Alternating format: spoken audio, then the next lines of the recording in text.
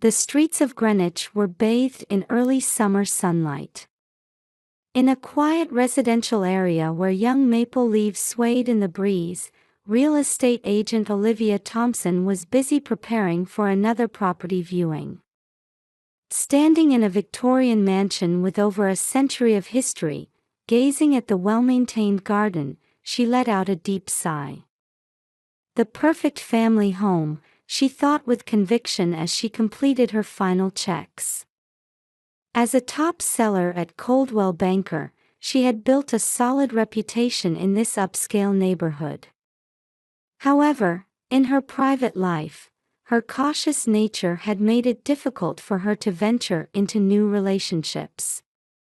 Carefully selected clients, a discerning eye, and honest dealings, these were both her principles and her strengths. Her divorce 3 years ago had been a major turning point in her life. Her ex-husband's gambling addiction had shattered their carefully built life in an instant. Yet that experience had made her stronger. Supported by the First Presbyterian Church community, she now enjoyed a peaceful life with her only daughter, Emily. Though she felt lonely at times, she kept moving forward, one step at a time, cherishing the moments with her daughter. "Mom, good morning. I smell pancakes." On weekend mornings, Emily's cheerful voice would echo through the house. Now 15, she was an honors student at Greenwich High School, dedicated to both ballet and piano lessons. Though she was a modern teenager who was savvy with smartphones and social media, she remained thoughtful of her mother, just as she had always been. Helping with weekend breakfast preparations, she seemed almost like a little adult. "Shall we go shopping after church today? You need new ballet shoes, don't you?" Olivia nodded with a smile at Emily's suggestion. Their Sunday ritual of shopping after services at First Presbyterian Church had become a cherished mother-daughter tradition. Shopping at Ann Taylor and J. Crew was their modest indulgence. Sometimes they would enjoy window shopping at the Sono Collection.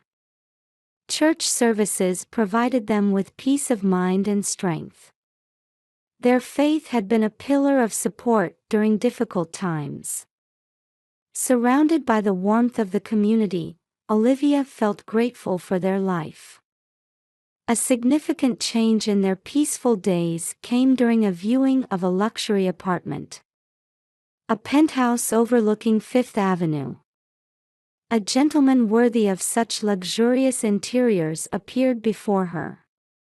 "Miss Thompson, thank you for showing me this wonderful property. This is exactly the view I was looking for." The deep voice belonged to Michael Parker, who introduced himself as an investment advisor. Dressed in a fine Brooks Brothers suit with a tastefully understated Rolex on his wrist, his gentlemanly demeanor captivated her.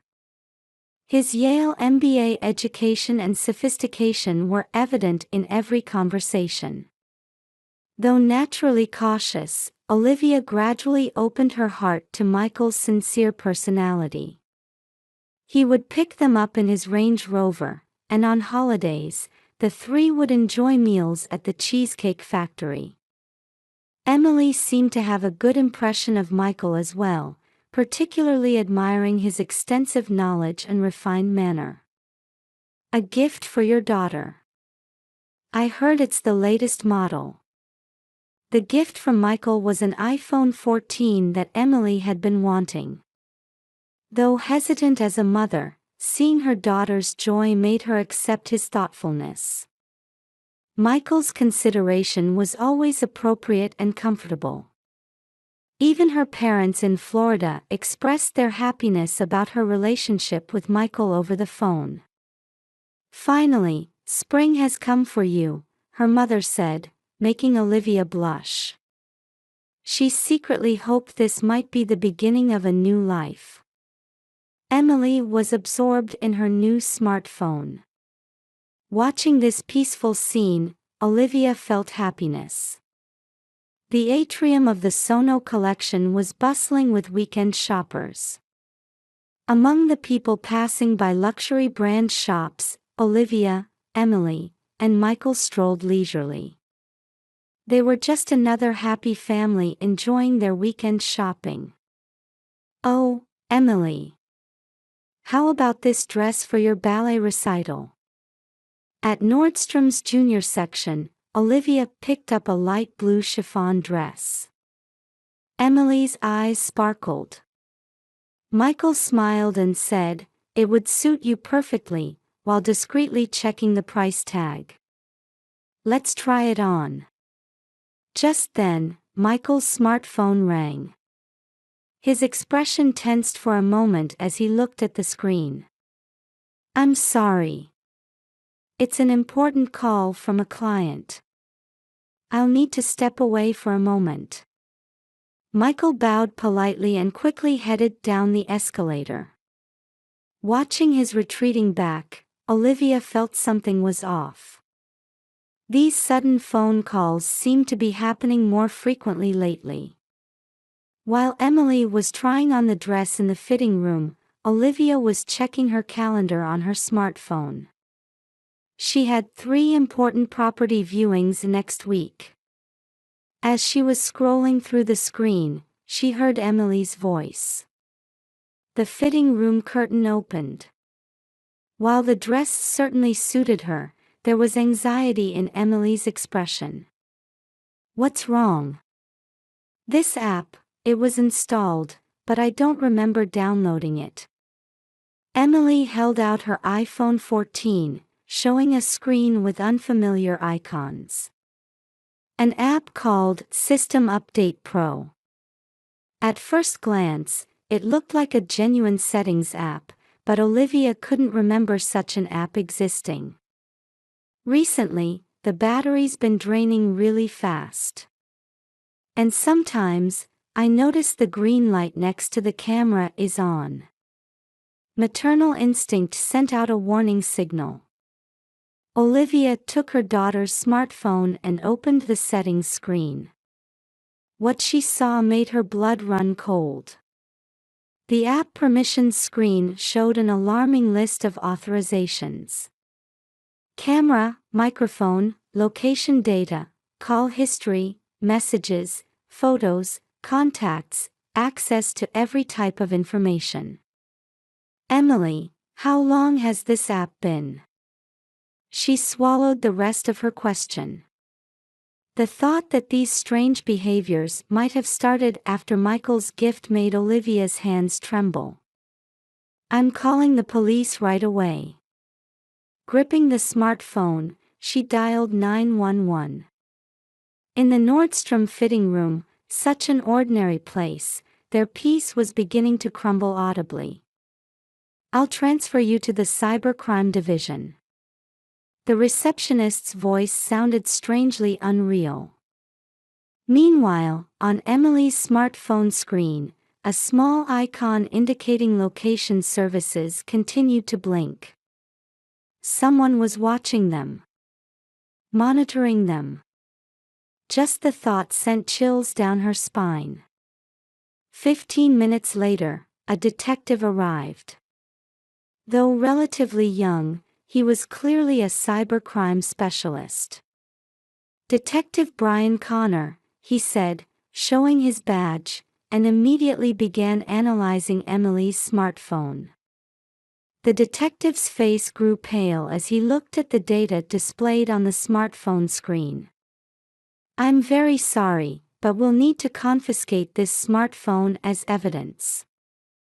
This is a serious privacy violation case." There was unmistakable tension in the detective's voice. "Your daughter's location has been meticulously recorded for the past 3 weeks. Furthermore..." The detective paused, choosing his words carefully before continuing.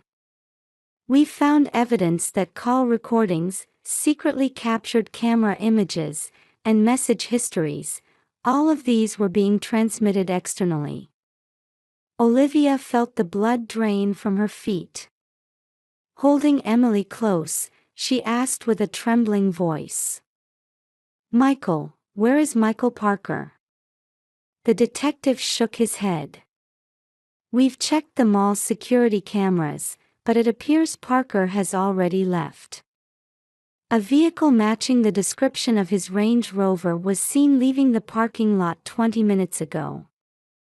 Under the brilliant lights of the luxury shopping mall, Olivia was trying to accept reality. Her meeting with Michael, his seemingly sincere attitude, his gentlemanly behavior, had it all been a lie? Their reflection in the fitting room mirror looked painfully small. Emily's new dress lay on the floor, never to be picked up again. The lights in the conference room of the Greenwich Police Department's Cybercrime Division stayed on late into the night.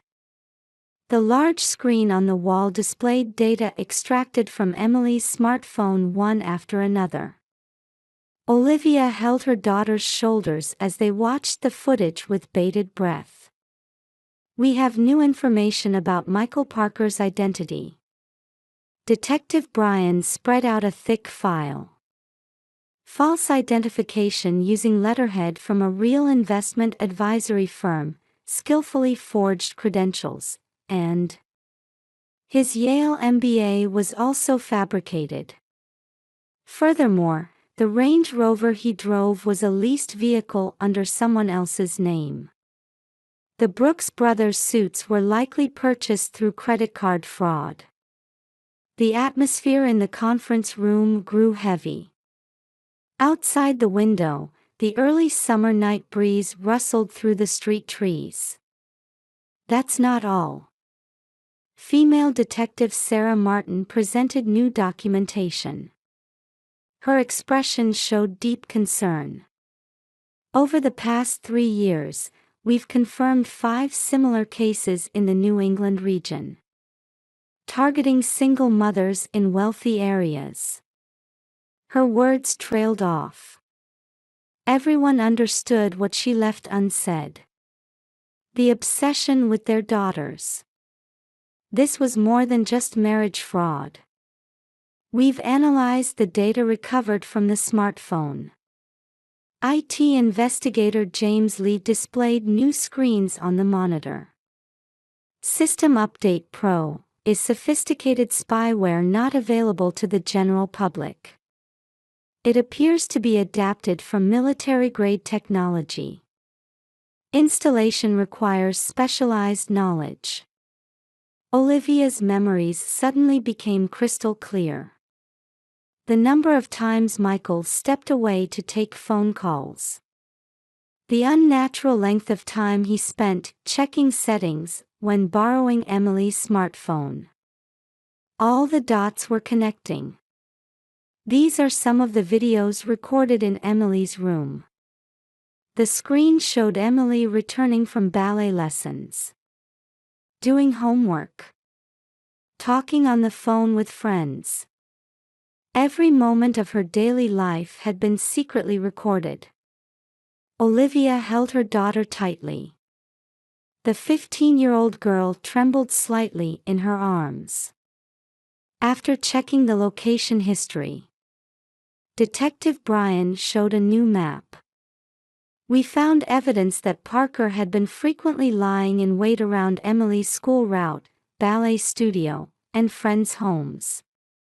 He used the smartphone's location data to completely map out Emily's behavior patterns." Maternal guilt overwhelmed Olivia. Why hadn't she noticed? Why hadn't she been suspicious? He had pretended to meet them at First Presbyterian Church, exploited the community's trust, and then, "Mom, Emily's voice broke through the conference room's heavy atmosphere. "Actually, Michael, he'd been sending me strange messages." From the smartphone's backup data, they recovered deleted message histories. They contained words that no adult man should send to a teenage girl. "Why didn't you tell me?" Because Because you seemed happy, Mom. For the first time in a long time, you were smiling. Those words constricted Olivia's heart. Her daughter had suppressed her own anxiety, wanting her mother to be happy. We have an important development. Detective Sarah rushed back into the conference room. We've identified Parker's real name. James Murphy, age 46. He was charged with attempted sexual assault of a minor in 2019 but was released due to insufficient evidence. Since then, it appears he's been repeating similar schemes across state lines. The investigation continued late into the night. The next morning, as the first light began to illuminate the city, new facts came to light. The estimated total damages exceeded $1 million. He had extracted money through promises of marriage and investment schemes. But most serious was his obsession with underage daughters. Suspect's vehicle confirmed at the Connecticut state line. With the U.S. Marshal's report, the investigation entered a new phase. However, another battle was beginning in Olivia's heart, healing Emily's emotional wounds, and forgiving herself. The bells of First Presbyterian Church announced morning prayers. It was also the sound of a new day beginning. Mother and daughter would have to walk a long path to recovery. "Miss, could I ask you one more question?" Detective Brian's voice was gentle. Emily nodded slightly and began to speak. Greenwich's early morning was pierced by sirens. It was the moment when the police special unit stormed a luxury hotel room. After 72 hours on the run, Michael Parker, real name James Murphy, was arrested without incident. At the time of arrest, the suspect was in the middle of setting up a date with his next target. The luxury hotel room yielded forged passports, multiple cell phones, and a high-performance laptop. The next day, in the Greenwich Police Department's interrogation room, "I waive my right to remain silent and will make a voluntary statement." The suspect's voice was emotionless. His Brooks Brothers suit was wrinkled, and the Rolex watch was gone. The mask of the sophisticated investment advisor had completely fallen away. The search results are in. James Lee from the Cybercrime Division analyzed massive amounts of data. One piece of shocking evidence after another was discovered on the suspect's computer. The victim photo folder contained classified images of 14 women and their daughters. Dates, locations, and personal information were meticulously organized, like a hunting record. Detective Brian stared intently at the images displayed on the monitor. There were numerous photos taken in front of Greenwich High School's gate. Emily in her uniform, talking with friends. Her back view carrying a ballet lesson bag. All photos had been taken without Emily's knowledge. We've determined the suspect's method of operation. Detective Sarah reported the detailed analysis results. First, he would scout wealthy single mothers at real estate open houses or church community events. He particularly targeted families with teenage daughters. The projected diagram showed a perfect crime plan. Next, posing as an investment advisor, he would approach them. He would gain their trust with his refined appearance and educated manner.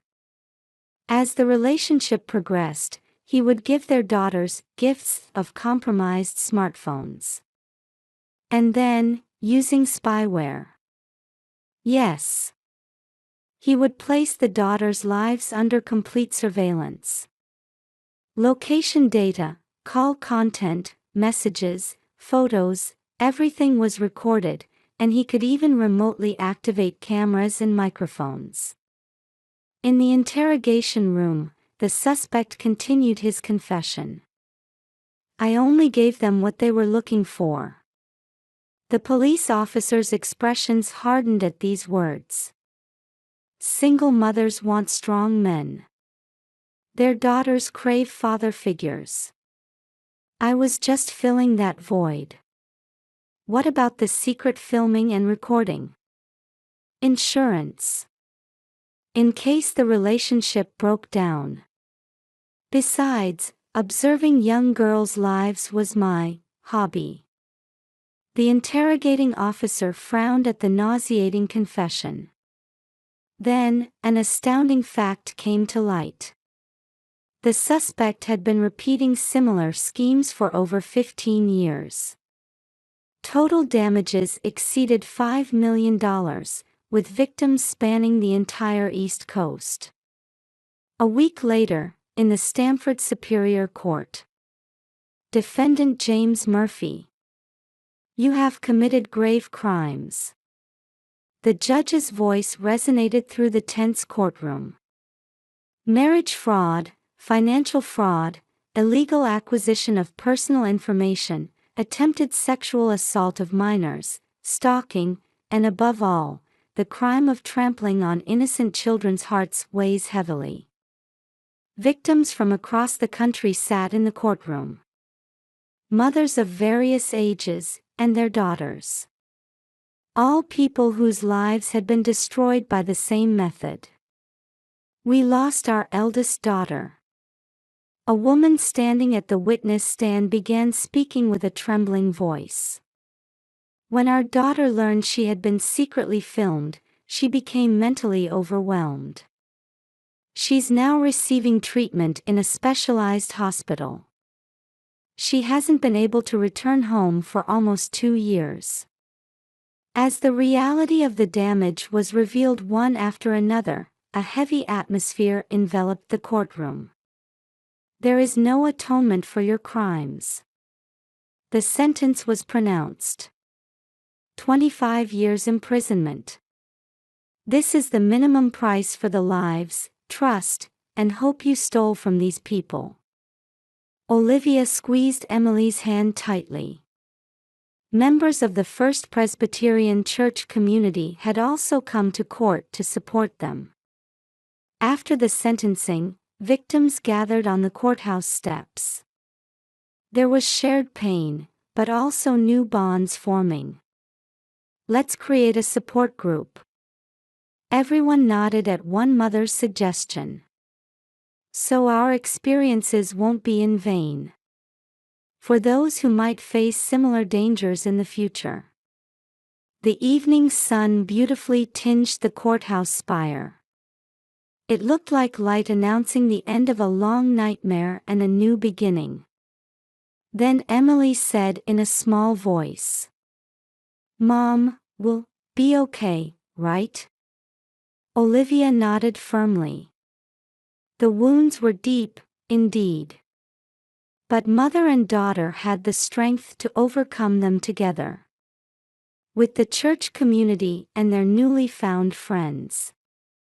Christmas was approaching in Greenwich. Winter sunlight gently filtered through the stained glass windows of First Presbyterian Church. Almost 6 months had passed since the incident. And we were never alone.